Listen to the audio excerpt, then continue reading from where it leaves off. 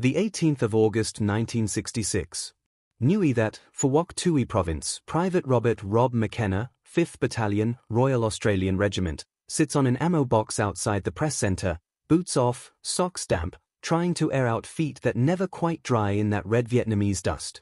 A generator rattles behind him. A helicopter thumps the air somewhere beyond the rubber trees. Flies swarm anything that smells human. McKenna checks his webbing. Then his holster, not because he expects a fight, because he's been told something new has arrived. It isn't a rifle. It isn't a submachine gun. It's a pistol. Steel. Cold in the hand. Heavy in a way that feels permanent. A Browning high power, 13 rounds of 9mm in a magazine that looks too wide to be real. 2 weeks later, in a close, panicked scuffle at bad breath range, that extra ammunition changes what comes next. And afterwards, the report will say almost nothing. But the digger who lived remembers everything. By the mid-1960s, Australia is fighting a war that looks nothing like Tobruk or El Alamein, yet it demands the same ruthless attention to small details. In Vietnam, Australian forces arrive into an environment defined by humidity, vegetation, and ambush geometry, short lines of sight, sudden contact, and the constant risk of a fight beginning at 10 paces. The Australian commitment in Phuoc Tui Province, centred on 1st Australian Task Force at Nui that pushes patrols through rubber plantations, scrub, and paddy edges where the enemy chooses when and where to appear. And the enemy is not an amateur. The Viet Cong and North Vietnamese army learn quickly. They exploit concealment, engage at close distances, and vanish before weight of fire can settle the argument. A quiet day can detonate into seconds of confusion, contact drills, immediate action, men firing prone into shadow, dust turning the air into grit. Australia's infantry is well served by rifles and machine guns. But not every soldier carries a long arm every second. Signallers, vehicle crews, base defenders, aircrew, military police, and certain specialists often need a weapon that can be carried while doing other jobs. That's the sidearm problem, not glamorous, not celebrated, and rarely discussed outside armories, until it is needed. In earlier decades, many Commonwealth forces endured with revolvers because they were familiar and administratively simple. But Vietnam exposes a basic truth: a sidearm is a last-ditch life preserver. It must be ready when the primary weapon cannot be, and it must function when sweat, dust, and exhaustion are trying to make every mechanism fail. By 1966, Australian service photography already shows the Browning HP .35 9mm pistol as an issued item in theatre, visible evidence that the old revolver era is slipping away. What replaces it isn't an Australian-designed pistol. It's a European thoroughbred adopted into Australian hands, the Browning high power, known in Commonwealth service nomenclature as L9A1 in at least some documented Australian Army examples held today. The handgun problem sounds simple until you list the constraints. A sidearm must be compact enough to live on a belt, safe enough to carry loaded, quick enough to draw, and decisive enough at 0 to 25 yards to stop a close threat. Vietnam adds environmental punishment, fine dust, monsoon wet, and constant corrosion risk. And then there's the brutal arithmetic of capacity. In a close-range emergency, reloads are time, and time is blood. Here's what the Australian soldier is effectively comparing. Comparative table, service reality, not marketing. British Commonwealth revolver, legacy issue problem, low capacity, slow reload under stress, failure example. 6 shots disappear fast in a sudden grapple, especially when one hand is busy controlling distance. American M1911A1, .45 problem, 7-round magazine, heavier recoil for many shooters, failure example, accurate shooters do well, but capacity and training time punish average hands in panic conditions. Modern 9mm self-loaders, enemy and allied mix problem, varied quality, some pistols are worn or inconsistent, failure example, spare parts and magazines become a logistic argument, not a combat one. Enemy small arms reality, the foe often chooses close range, where any pistol becomes relevant, because rifles may be slung, tangled, empty, or simply not in the hand when the moment ignites. Australian need a belt-carried weapon that offers more rounds before a reload, manageable recoil, and reliable feeding with standardized ammunition. That is the niche the high power walks into like it owns the place, a 9mm pistol that carries 13 rounds in a double-column magazine, an advantage that looks modest on paper and enormous in a 2-second crisis. Even decades later, the Australian Army will describe the pistol's functional role in the bluntest terms: force protection, backup, catastrophic primary weapon failure. That's not romance. That's a job description written in sweat. The high powers story begins far from new that, and long before Australian procurement officers ever argued about sidearms. Its DNA comes from John Moses Browning, the American designer whose fingerprints are all over 20th century firearms engineering. He doesn't live to see the pistol finished. That task falls to Juden Save at Fabrique Nationale in Belgium, a man who understands how to translate an inventor's concept into a serviceable military tool. And the goal is ambitious. Not merely a pistol. A pistol that can satisfy the modern military checklist: 9mm, reliable, and with a magazine capacity that makes older designs look underfed. Australia doesn't adopt it because it is fashionable. Australia adopts it because it suits a specific logistical and tactical direction: 9 by 19mm standardization and a sidearm that can be issued broadly across roles where a rifle is impractical. The proof that this weapon enters Australian hands as a defined service item is not anecdote, it's physical. The Australian War Memorial holds an Australian Army Browning L9A1, made in Belgium, dated 1967, and even marked with a NATO stock number on the trigger guard in the museum description. The memorial also holds a RAF-issued Browning G35 high-power L9A1, described as the type used on service in Vietnam, with features like a tangent rear sight to 500 yards and a T-slot provision for a shoulder stock, a reminder that the high-power family includes variants built with older doctrines still clinging on, pistols that imagine themselves as miniature carbines. It's a strange detail that a pistol sighted to 500 yards. A slot for a wooden shoulder stock. In a war where most shots are inside 50 meters. And yet, it tells you something important: the high power wasn't designed as a throwaway. It was designed as a serious military instrument, built with options, meant to be kept, not consumed. Australia would. Technical breakdown. Let's get precise, because the high power rewards precision. In its classic 9 by 19mm form, the Browning High Power is a single-action, short recoil-operated, locked breech pistol. You carry it cocked and locked like a 1911 in concept, hammer back, safety on, ready for immediate use if training and doctrine accept that mode. Core dimensions and mass: standard pattern overall length is commonly quoted around 7.75 to 7.8 inches, about 197 to 200 millimeters, with a barrel length around 118 millimeters, 4.65 inches. Weight sits roughly around 2.2 pounds, about 1 kilogram, depending on variant and magazine. These figures align with widely published technical summaries for the type. For this script, keep in mind, exact numbers vary slightly across Mark II, Mark III, and contract pistols. Caliber and feed: the pistol is chambered in 9 by 19mm parabellum, a cartridge with manageable recoil and broad NATO standardization. The defining feature is the double-column magazine holding 13 rounds. That capacity is the high power in a practical sense: more ammunition in the grip without making the pistol uncarryable.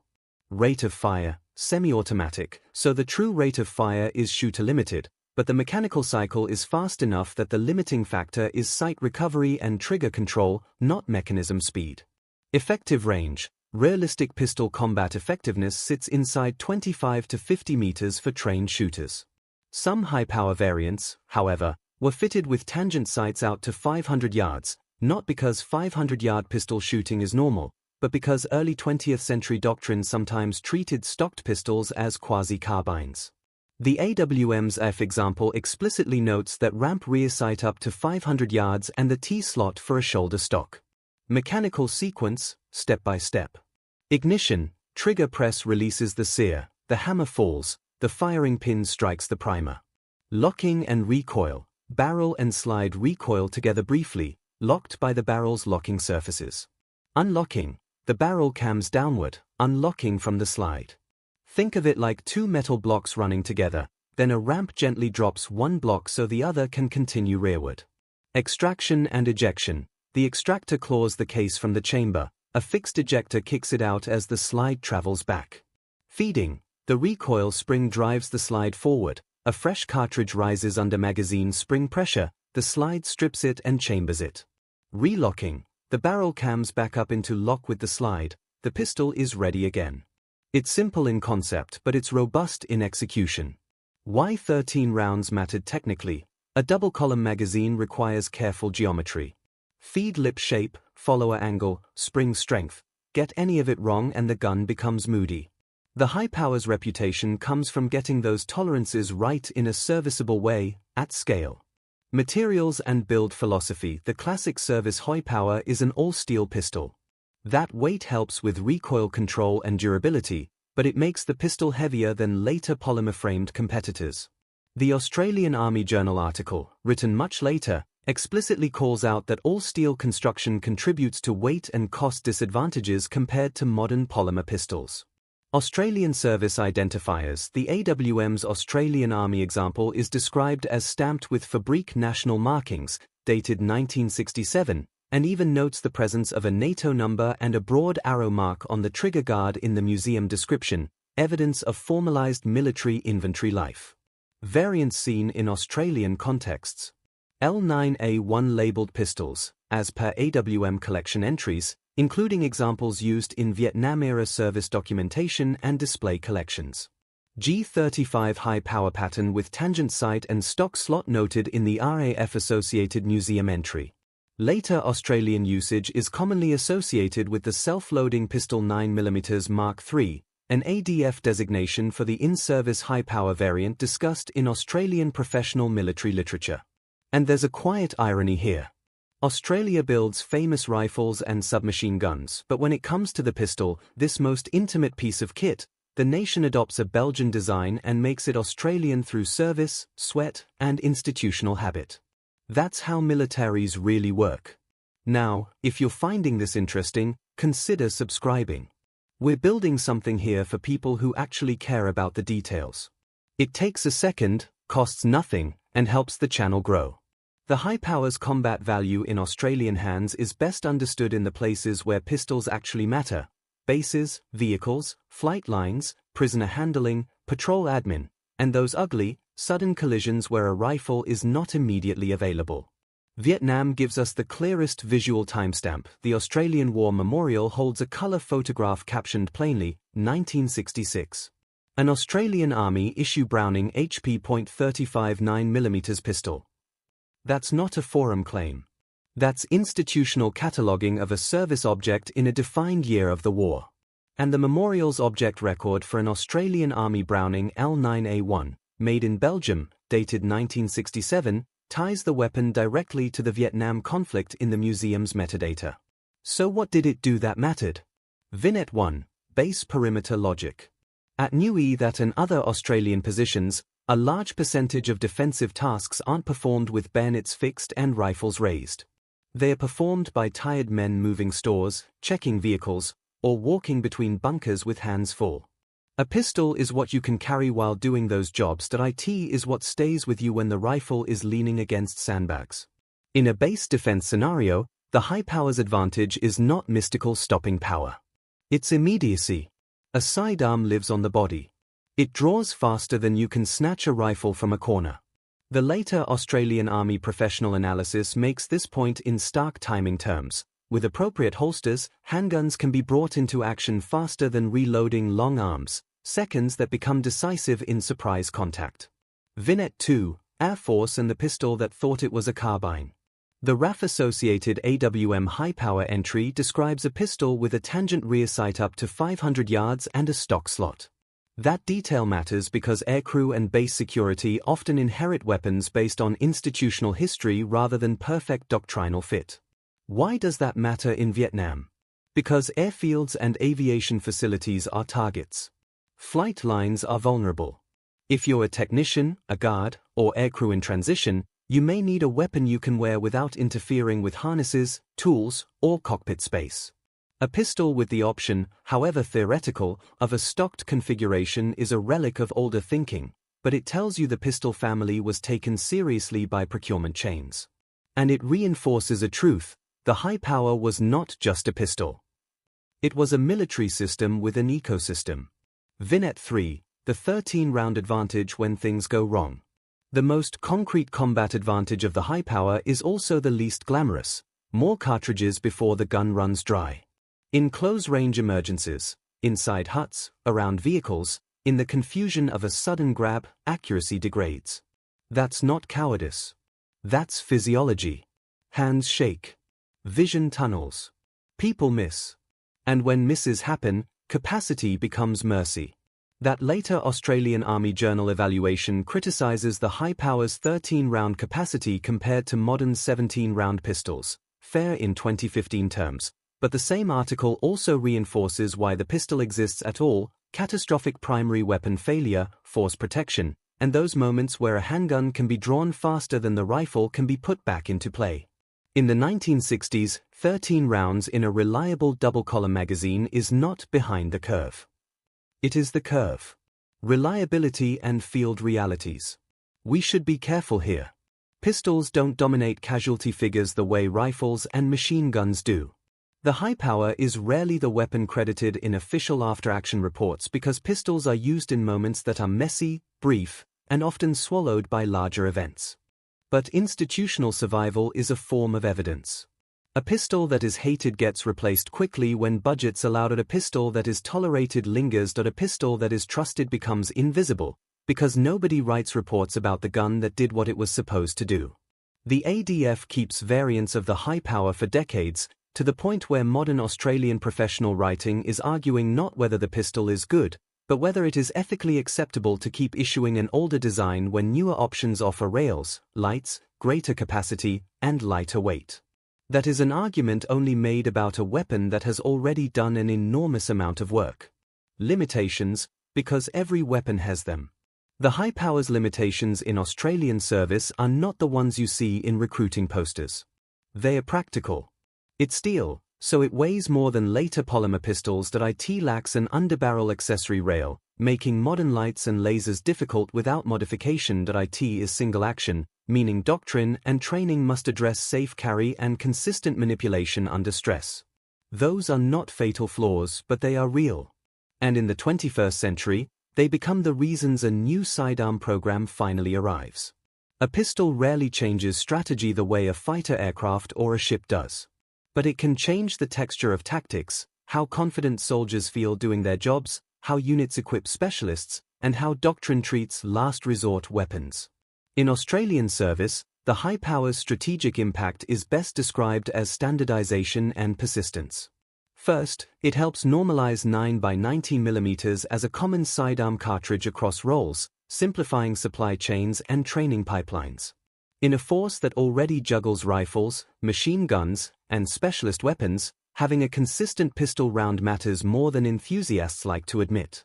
Second, it supports a doctrine of continuous personal armament for people who cannot practically carry a rifle every moment: aircrew, base defenders, boarding parties, MPs, crewmen. The pistol becomes always their option.